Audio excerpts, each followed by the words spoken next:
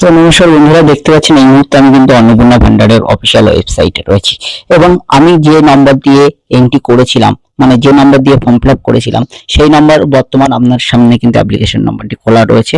বর্তমান কিন্তু সকলের কিন্তু এরকমই অপশনটা দেখাচ্ছে, পাশে যে ডাউনলোডের অপশন সেটা হচ্ছে দেখাচ্ছে না।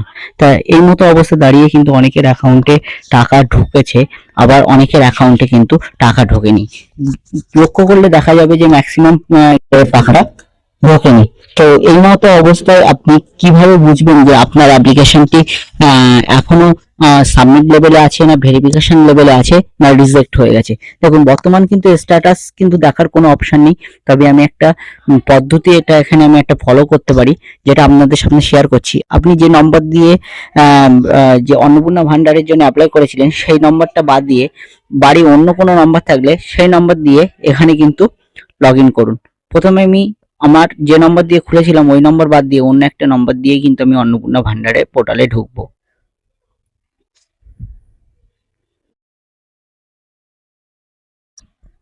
তারপরে এখানে ক্যাপচার কোডটা বসিয়ে দেবো, রিকোয়েস্ট ওটিপি অপশনে ক্লিক করব, ওটিপিটি এখানে ফিল করে দেবো। করার পরে দেখুন আমার সামনে কিন্তু একটা নতুন পেজ ওপেন হয়ে যাবে। এই যেহেতু এই নম্বর দিয়ে আমি ফর্মটা ফিল আপ করিনি, তাই আমার এখানে অ্যাপ্লিকেশন নম্বরটি শো করবে না। তো এখানে আমি কি করব, প্রথমে আমার নাম ধামগুলো এখানে কিন্তু বসে।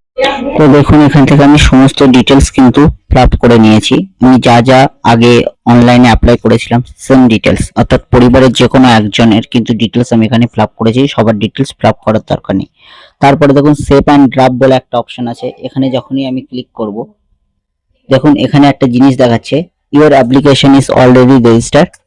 আবার দেখাচ্ছি, আমি আবার ড্রাফট অপশনে ক্লিক রেজিস্টার সাবমিট ফর